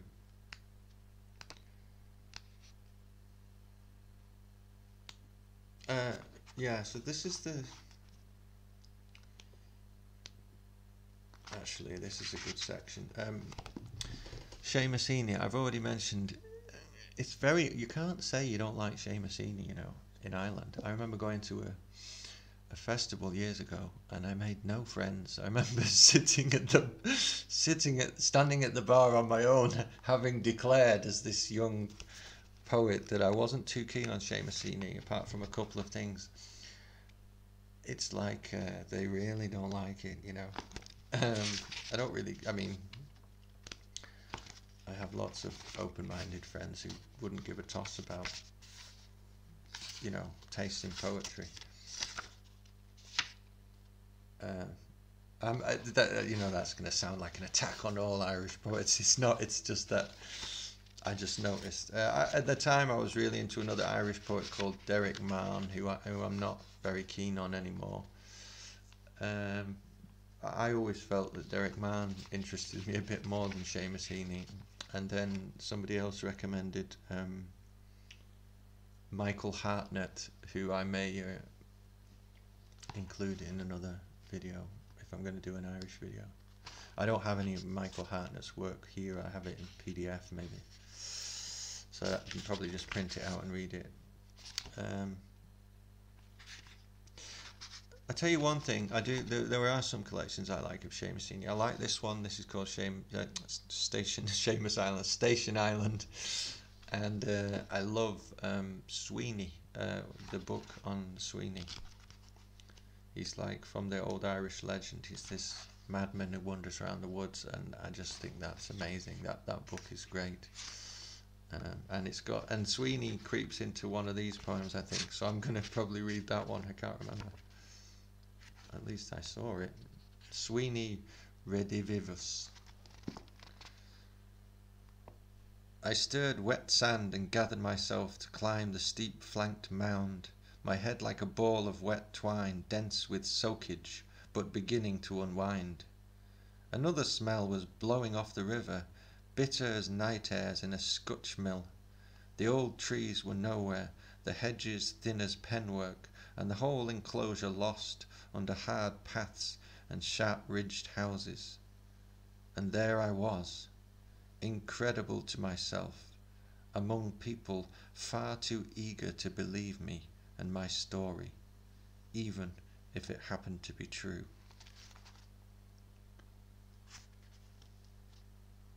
This is a poem called Alerted. From the start I was lucky and challenged, always whacked down to make sure I would not grow up too hopeful and trusting. I was asking myself, could I ever, and if ever I should, outstrip obedience, when I heard the bark of the vixen in heat.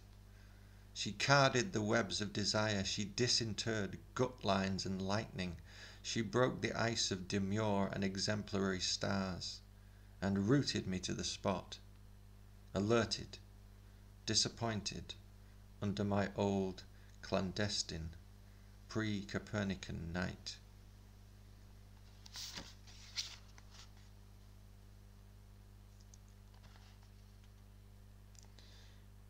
Yeah. I mean, as the whatever, like as his work goes on, it gets more mystical and it's less inclined to kind of political positioning. This is Kathleen Rayne. I'm a bit more of a fan of her prose than her poetry, to be honest, but I think she's really interesting. And she's a great William Blake. She's a writer on William Blake. There's a poem that she wrote to David Gascoigne because they were friends and she helped him a lot. So I might read that one actually. It's a very late poem of Kathleen Rayne's. I think she was in her 90s when she died, and that was the end of the century, I think. For David Gascoigne, fallen silent.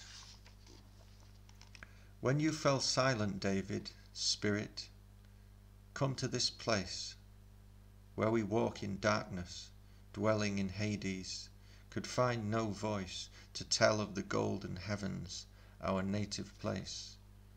Chattering shadows of shadows, mechanisms within human utterance, meaningless, confuse us in this post-real world. You came to bring a message, but fallen on this hard ground, hurt and wingless, inaudible your speech of angels. Yet in the deep of our night, empty of all that love has lost, ignorance denied, destroyed, you tell us, this is the tomb where the holy deathless one lies, in every heart awaiting resurrection. Eloquent your silence to the lonely listener, for the still small voice of the divine.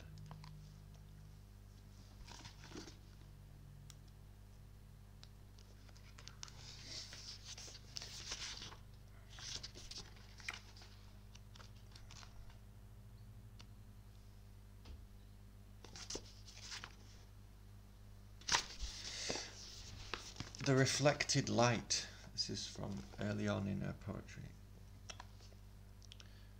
Yes, I have seen the full moon climb from under yon black fell. Golden orbed, though tinged with blood and ashes she seemed, since long ago immaculate gliding through these heavens, Coleridge, with creation's eye watched moon's epiphany. I too, with world's vision have seen world rise and set, all that light's shuttle weaves and night unweaves again, from astral spindles wound of moss and star I have loved, and from my veins the constellations poured when my heart died. Oh, do not look with grief tonight at that dead moon, or listen overmuch to the outcrying voices, the mourners and the weepers veiled and shrouded. But let night bleed away all pain until the veins are dry of the rocks of the aged earth and ocean of ageless sky. Moon of blood, you the last drop hang throbbing, heavy like a tear with your full weight of sorrow. Fall now and flow away. You are a semblance I and the world have seen too long. I'll change the theme. You from your orb reflect in creation's gazing glass. Image, imagined, innumerable, receding, down distances all bound for nothingness, I'll turn away to seek the greater light. And I was left gazing up into the heavens within, as some new joy in me took flight to its own place.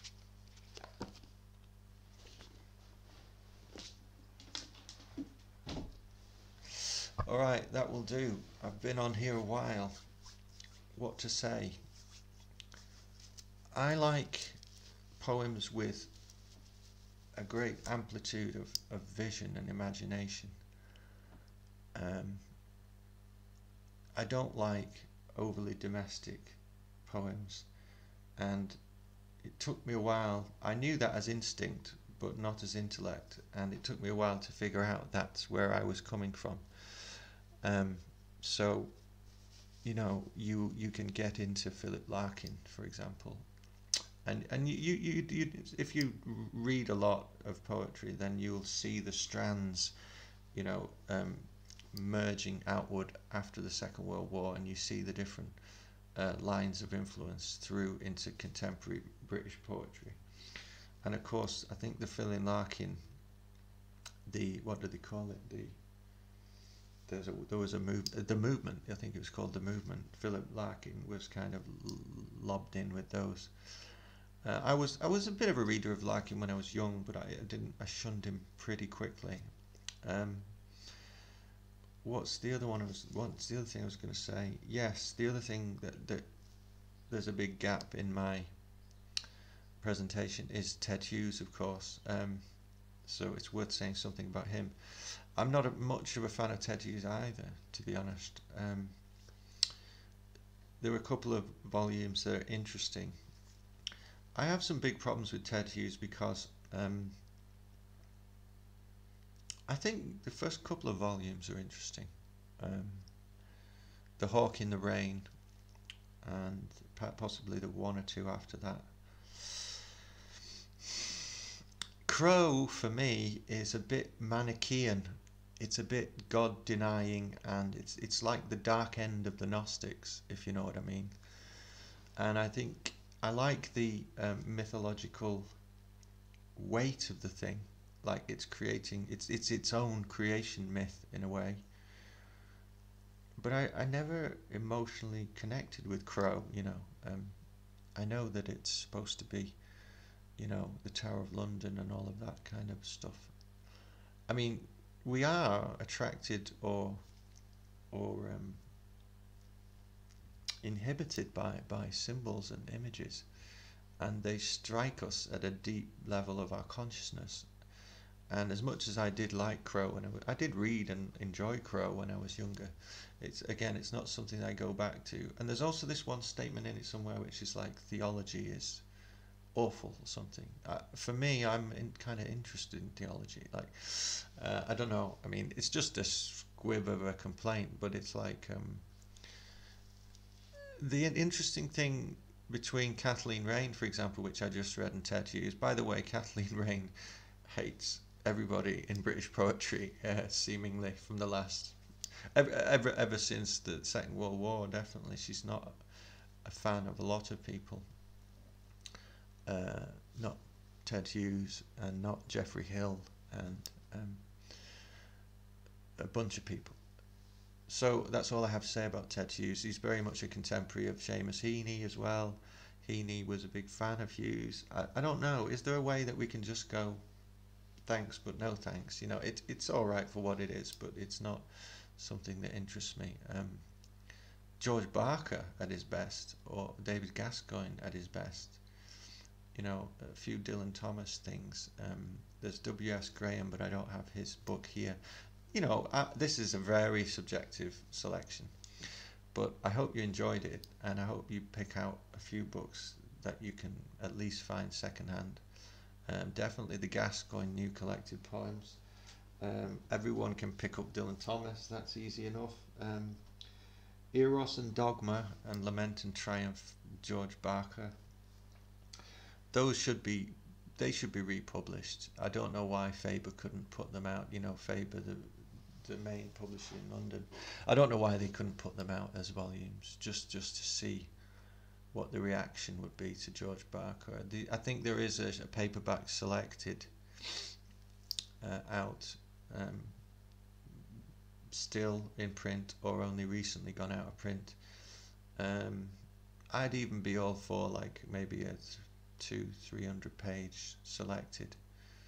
In fact, that would be wonderful, because the problem with him is, like I said, the early stuff is super good. He's got another collection called Calamitera, which is really crazy and good.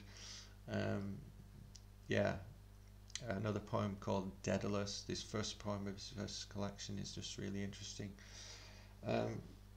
Yeah, so George Barker. The Collected Poems is out of print long ago, and he was a Faber poet, so if anyone's going to publish any new George Barker books, it probably would be Faber. Yeah, that's pretty much it. Thanks for paying attention. There's a couple of readings there that were pretty ropey, I would imagine. But, you know, it gives you a taste of what I'm interested in. Okay, we'll get on to something else next time. Have a good one.